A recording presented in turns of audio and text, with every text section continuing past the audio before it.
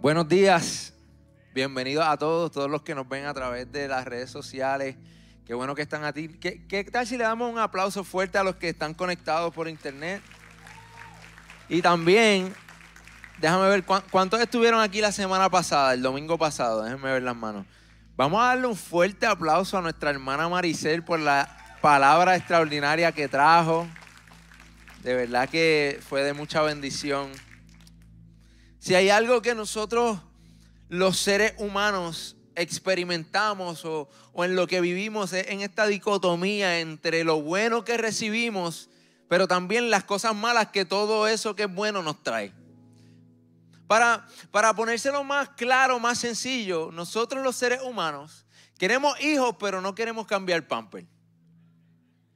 Nosotros queremos ir a Disney, pero no queremos hacer la fila. Nosotros queremos vivir en esta isla que es la más hermosa del mundo, pero no queremos que se nos vaya la luz. Nosotros queremos mascotas, pero no queremos limpiar cuando se hacen caca y pipi en la casa. No queremos pasar el trabajo de entrenarlas. Nosotros queremos tener casas hermosas, pero no queremos pasar el trabajo de limpiarlas y de mantenerlas. Los que tienen casa saben que eso es un proyecto interminable. A la que tú tienes tu casa, ya tú eres esclavo de esa casa para el resto de tu vida. Nosotros queremos tener el trabajo, pero no queremos al jefe. Nosotros queremos tener nuestro propio negocio, ser nuestro propio jefe, pero no queremos el sacrificio que conlleva eso. Queremos sexo, pero no queremos el compromiso. Y en este revolú vive el ser humano continuamente. Nosotros queremos las bendiciones, pero no queremos las responsabilidades que traen esas bendiciones. Y somos así también con nuestras relaciones. En nuestras relaciones somos iguales. Mi hija ama a su papá.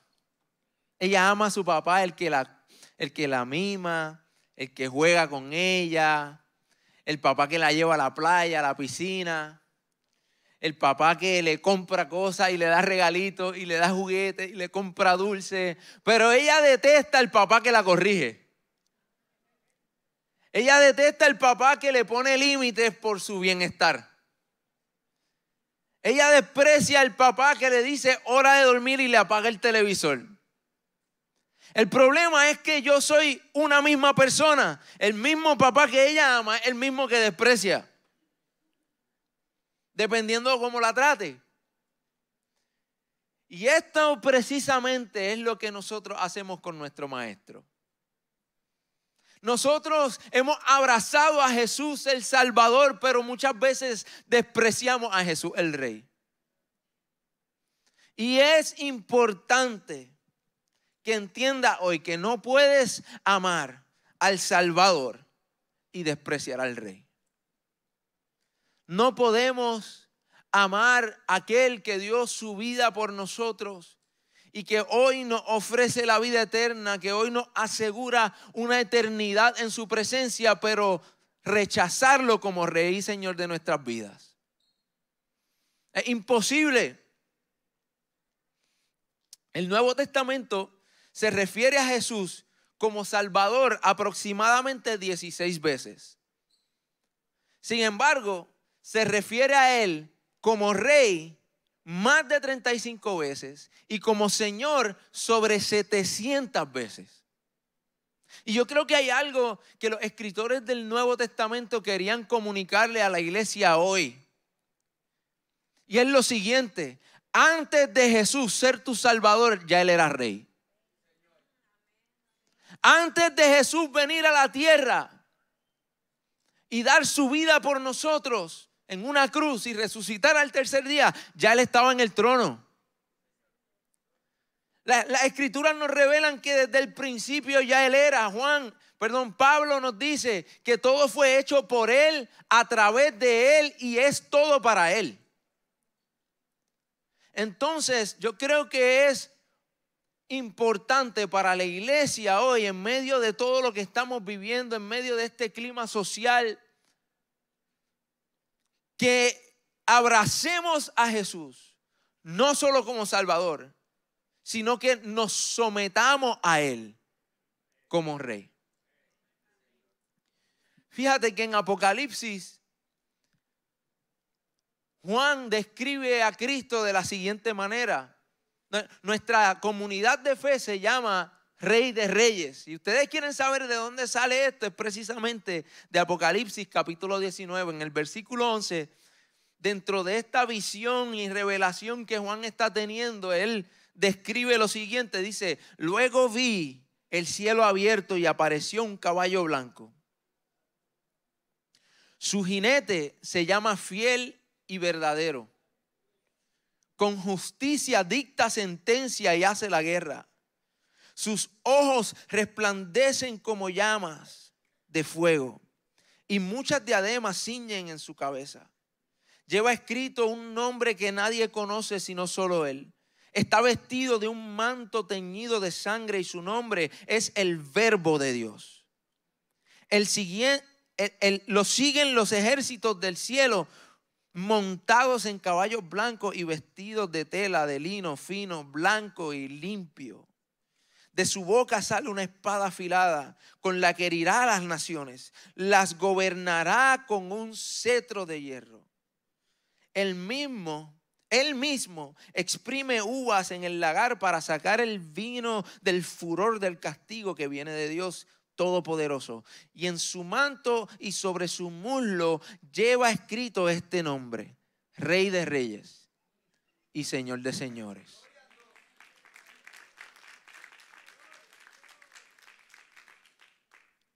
Hace unos años atrás salió una película que se llama Apocalipto, que hizo Mel Gibson, y para mí, como chamaquito que era en ese entonces, fue bien confuso cuando fui a ver la película y se trataba de unos indígenas en maya, yo no sé. Yo estaba esperando la venida de Cristo en un caballo blanco. Yo estaba esperando quizás una película apocalíptica como nosotros la entendemos, como Book of Eli o algo, una cuestión así.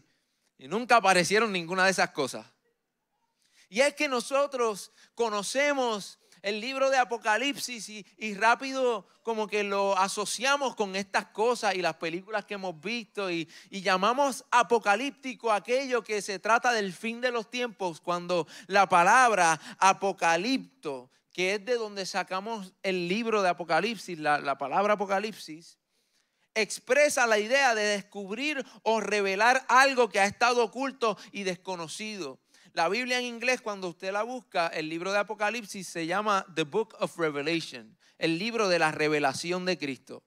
Porque Juan comienza el libro escribiendo lo siguiente: esta es la revelación, el apocalipto de Jesucristo.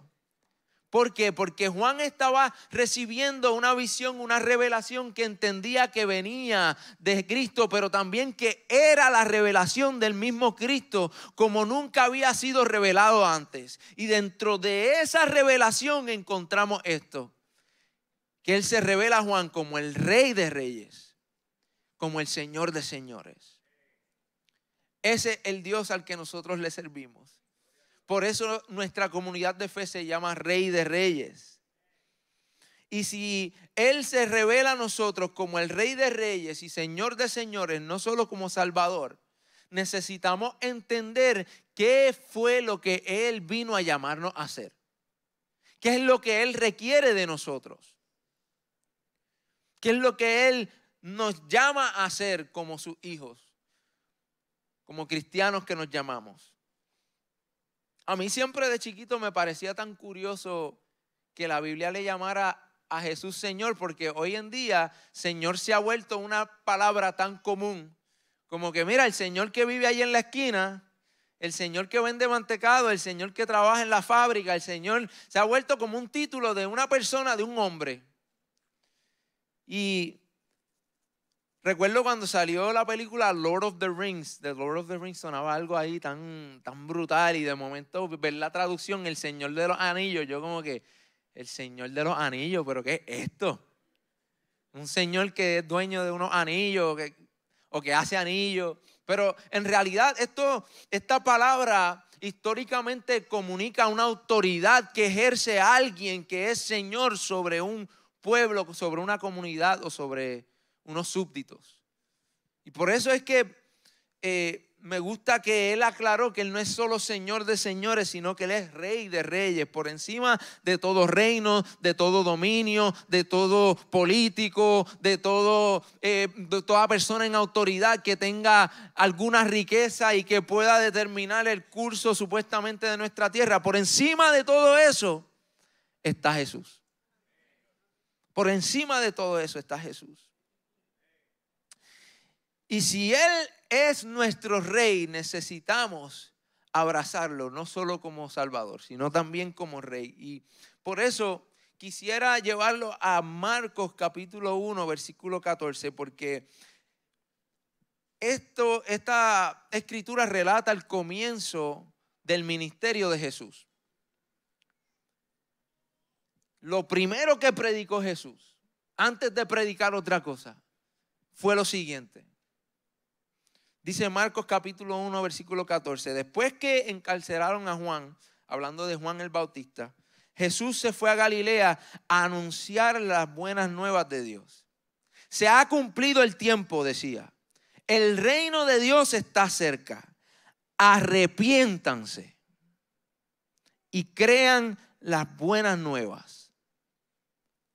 O sea, que cuando nosotros pensamos en el evangelio, cuando pensamos en el mensaje de Jesucristo, cuando pensamos en lo que Dios vino a llamarnos a hacer, a menudo lo que pensamos es en ir y hacer discípulos, que es parte del llamado que nos ha hecho Dios. Pensamos en los sermones de las enseñanzas de Jesús, pero antes de todo eso, el llamado de Jesús al mundo fue a arrepentimiento. Arrepentirnos. Y la palabra en griego que se traduce arrepentimiento es la palabra metanoeo. Y es la que encontramos precisamente aquí cuando Jesús dice arrepiéntanse, que significa arrepentirse o cambiar de actitud o cambiar la manera de vivir. Y es un verbo que viene del sustantivo metanoia, que significa cambiar tu manera de pensar o hacer un giro de algo hacia otra cosa. O sea que el llamado de Jesús a la humanidad fue de hacer un giro de su vida pecaminosa de vuelta a Dios. De hacer un cambio en su mente, en sus corazones, de hacer un cambio en sus actitudes, de hacer un cambio en su vida, de la manera en la que estaban viviendo y volverse a Dios y al propósito y al diseño que Dios tenía para nosotros. Me encanta como el teólogo y apologista J. Oliver Bushwell define la palabra metanoia. Él dijo, se puede decir de la palabra metanoia, se puede decir para denotar ese cambio interior de mente, afectos, convicciones y compromiso arraigado en el temor de Dios y el dolor por las ofensas cometidas contra Él, lo cual cuando va acompañado de la fe en Jesucristo resulta en un giro exterior del pecado hacia Dios y su servicio en todos los aspectos de la vida. Este es el arrepentimiento al cual Jesucristo vino a llamarnos. El mensaje de salvación está incompleto sin arrepentimiento. El evangelio está incompleto sin arrepentimiento, porque las buenas nuevas que Jesús vino a darnos fue que el reino de los cielos estaba aquí ahora. Y lo que nos llama a hacer es precisamente a tornarnos de nuestra vida pecaminosa y a seguirlo a Él, a volver a Dios. De hecho, precisamente Pablo resume su ministerio de esta manera en Hechos capítulo 20, versículo 18. Él dijo, ustedes saben cómo me he conducido con ustedes todo el tiempo. Desde el primer día que entré en Asia, sirviendo a Dios con mucha humildad, con lágrimas y pruebas que me han sobrevenido a causa de las acechanzas de los judíos. Y no he rehuido proclamarles las cosas que eran de provecho para sus almas e instruirlos en las plazas, en las casas, dando testimonio a judíos y a paganos sobre el arrepentimiento para con Dios y la fe que es por medio de nuestro Señor Jesucristo. Este era el mensaje resumido de Pablo: arrepentimiento para con Dios y la fe en Jesucristo. Este es el evangelio que los apóstoles murieron para llevarle al mundo. No hay evangelio sin arrepentimiento. Y cualquier predicador, cualquier iglesia, cualquier organización, cualquier video de TikTok o de YouTube o de donde sea que usted ve en las redes sociales que hable del evangelio pero no te llame arrepentimiento, no es un evangelio de Dios. Porque precisamente ese es el problema de la iglesia hoy en día. Abrazamos el Salvador y decimos gracias a Dios, cuando me muera me voy con Él, pero vivimos como impíos.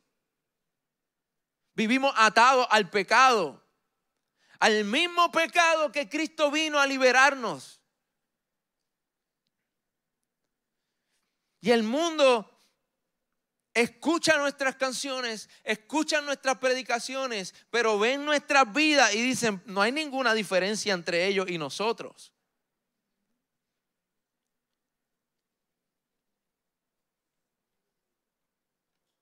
Esta es la razón por la cual hay tantos cristianos atados, derrotados y secos. Han abrazado al Salvador y han despreciado al Rey.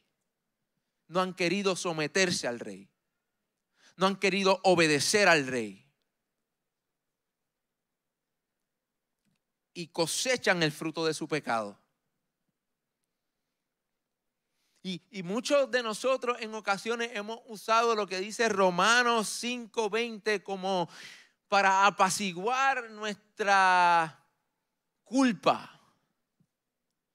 O por lo menos lo que el enemigo ha tratado de vendernos como culpabilidad, cuando realmente es un dolor genuino porque le hemos fallado a Dios.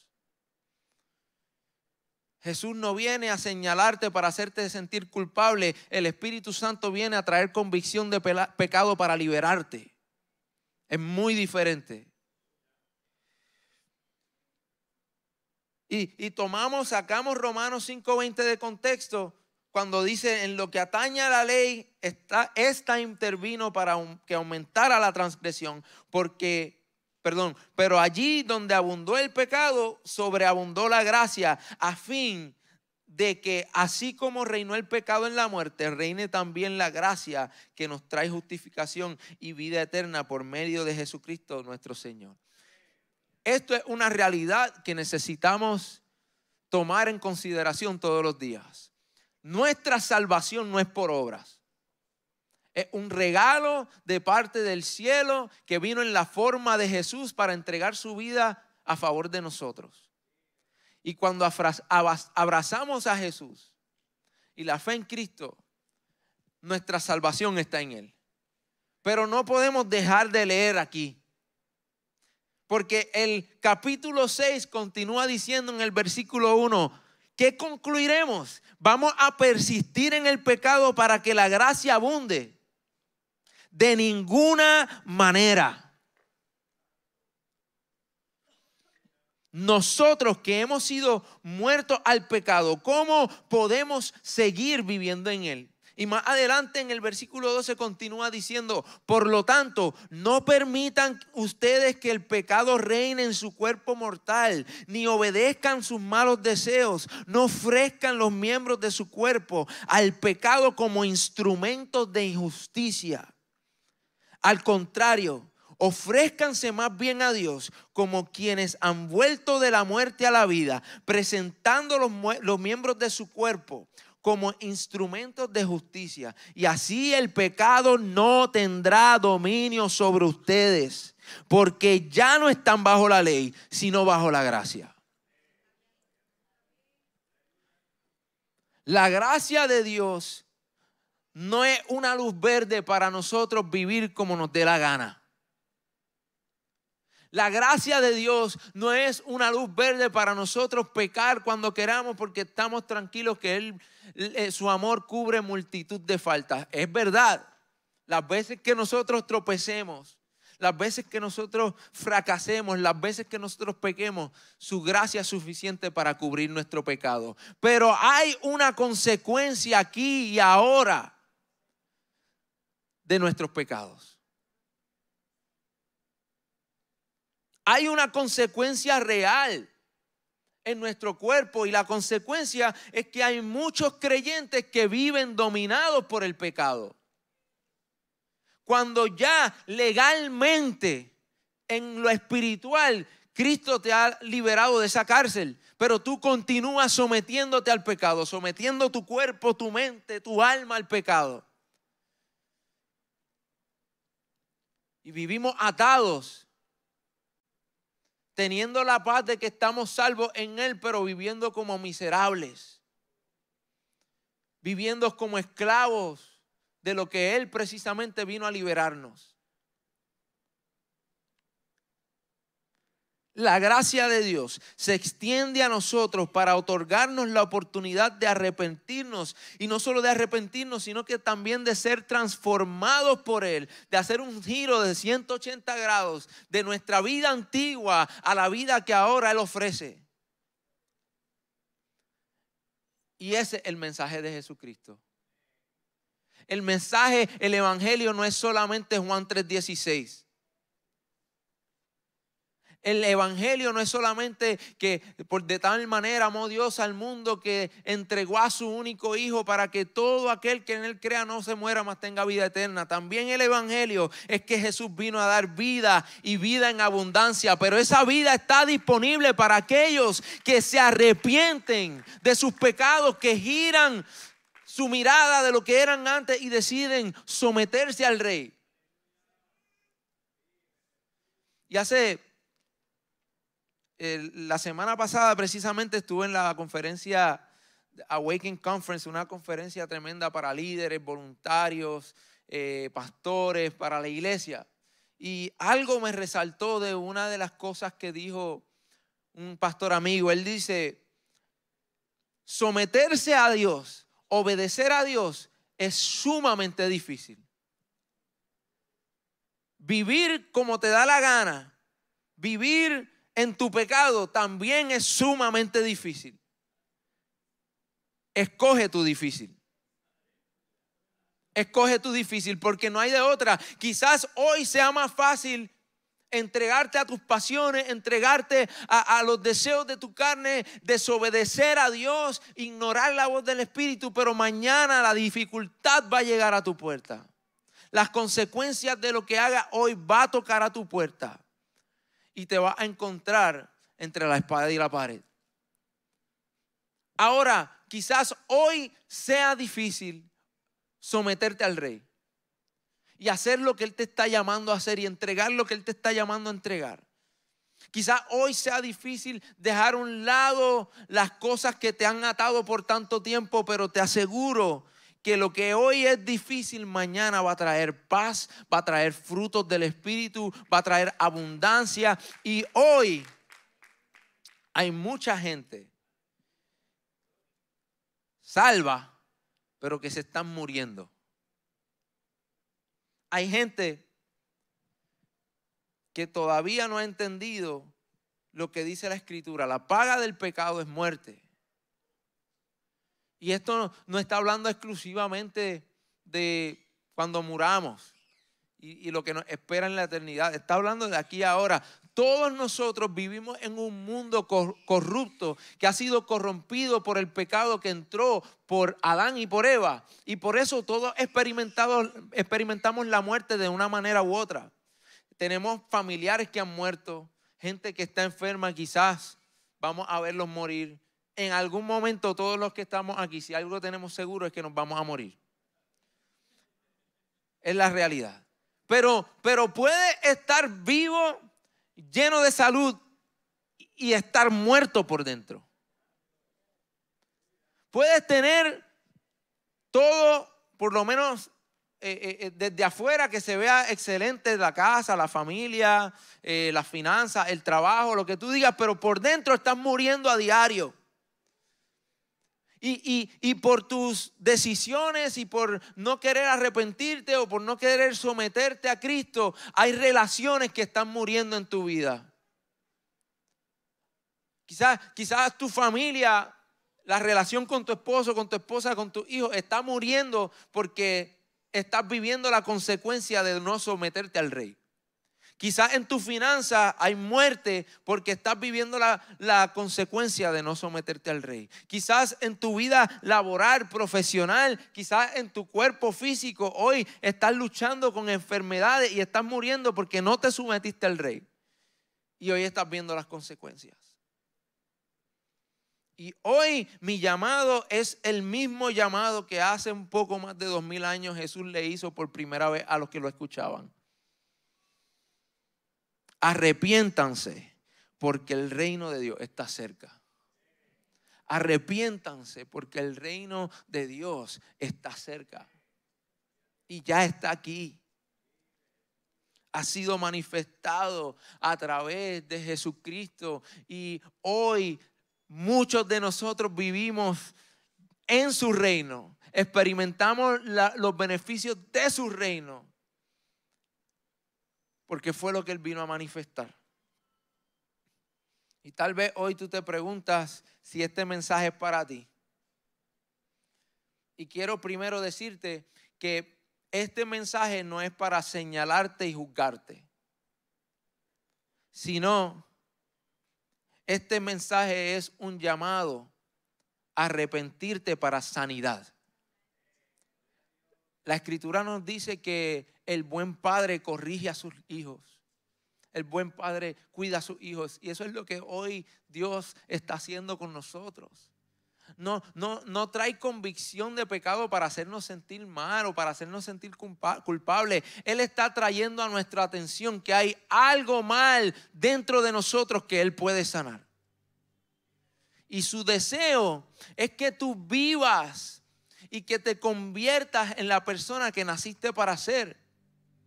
Que camines en tu propósito divino. Que entiendas lo que es la verdadera satisfacción que solo encontramos en Él. Que podamos llegar a un lugar como este un domingo y levantar nuestras manos y cantar, no yo, sino Cristo, y de verdad vivirlo.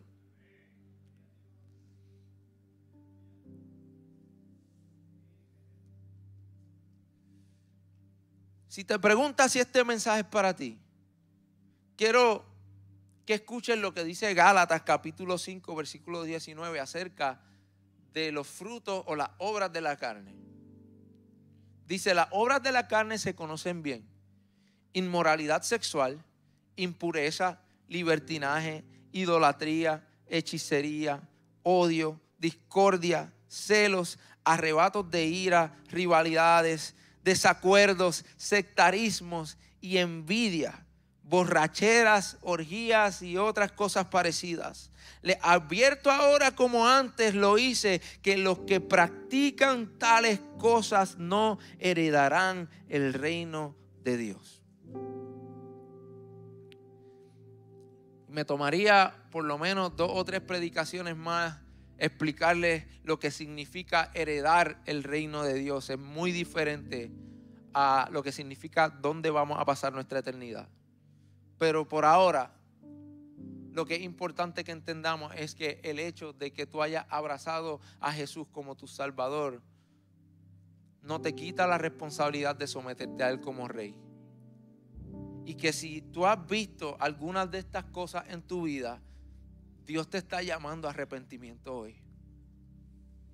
Si has visto inmoralidad sexual, y esto significa el sexo fuera del contexto en el cual Dios lo diseñó dentro del matrimonio como Él lo define. Y hoy la iglesia se enfoca tanto en la parte de la homosexualidad, pero a veces se les olvida que igual de peso tiene aquellos que se acuestan con sus novias antes de casarse, según lo que dice la Biblia.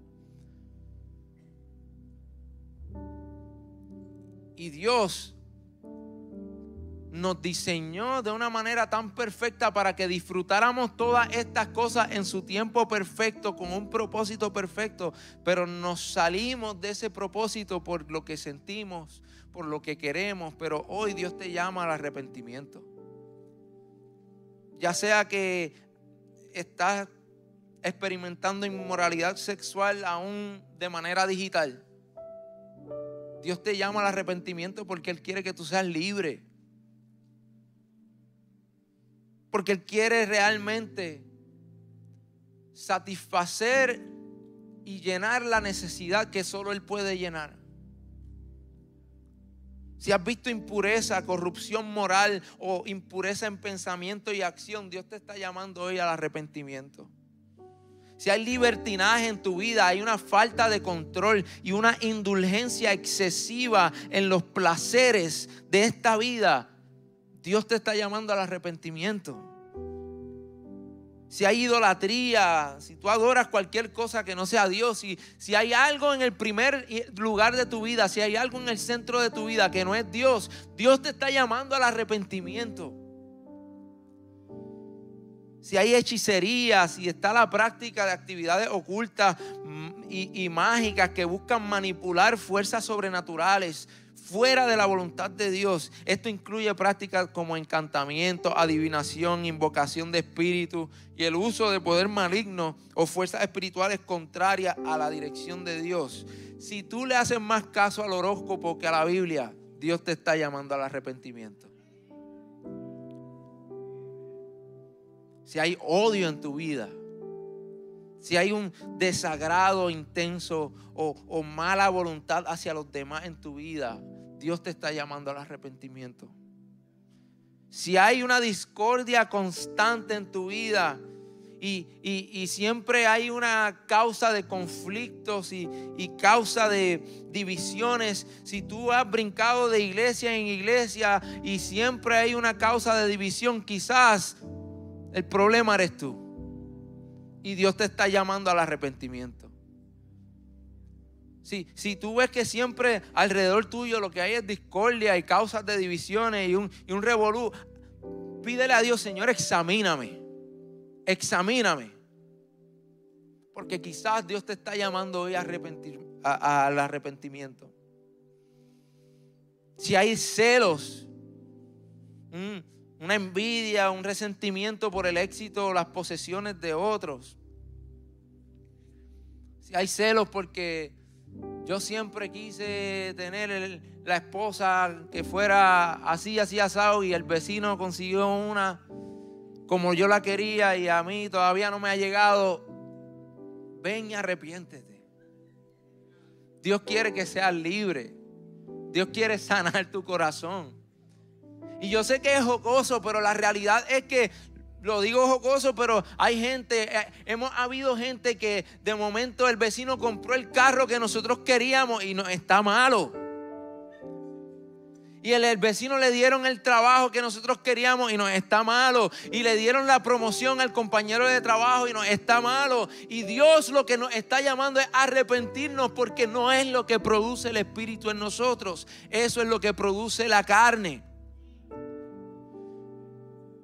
Y vivimos en una amargura profunda por falta de arrepentimiento.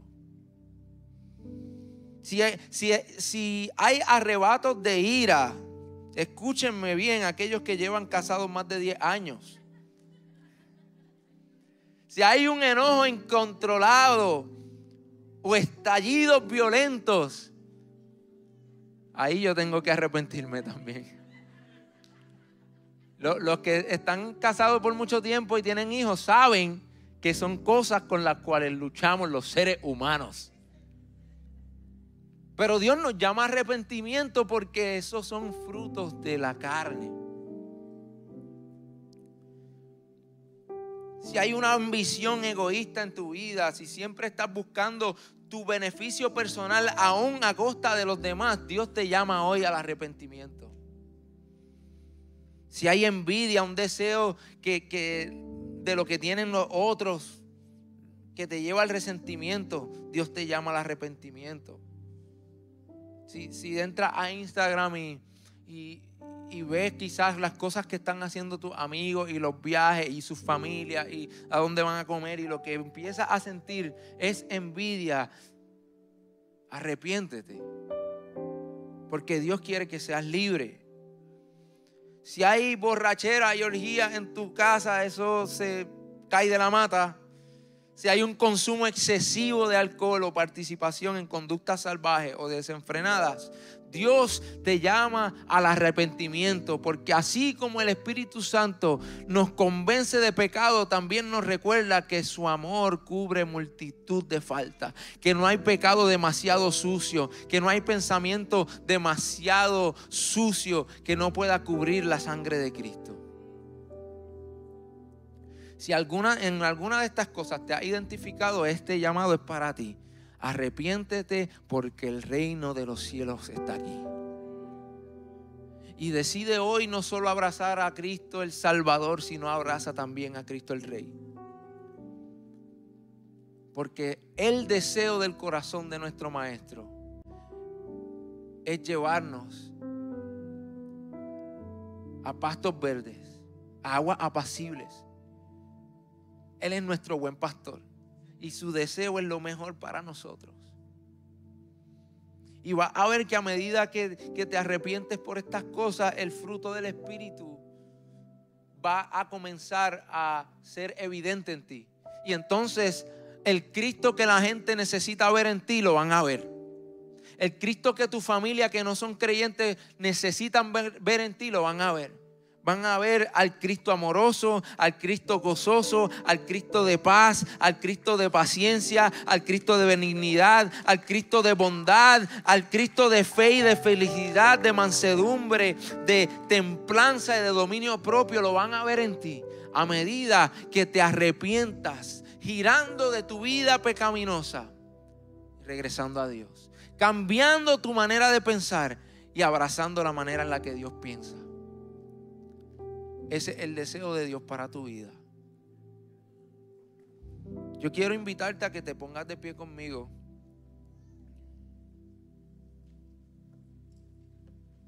Y que en este momento cierres tus ojos y le hagas la siguiente pregunta a Dios. Espíritu Santo, ¿qué me está hablando al corazón hoy? ¿Qué está hablando a mi corazón?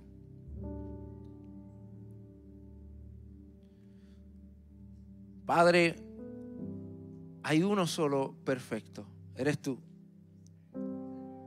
Todos los que estamos en este lugar hemos pecado, hemos fallado, hemos sido malos, te hemos dado la espalda.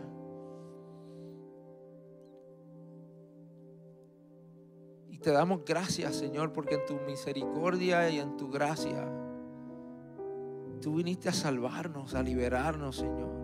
Y te pedimos perdón si nos hemos conformado con el hecho de que vamos a pasar la eternidad contigo y nos hemos subyugado al pecado y a la oscuridad. Ayúdanos, Señor, a someternos a ti como Rey, a ser obedientes a tu palabra, a lo que nos llama a hacer. Produce en nosotros, a través del arrepentimiento verdadero, los frutos de tu Santo Espíritu, para que el mundo entero pueda ver en tu iglesia un reflejo claro y preciso de tu amor y de tu gloria. En el nombre de Jesús. Amén. ¿Cuántos dan gracias a Dios?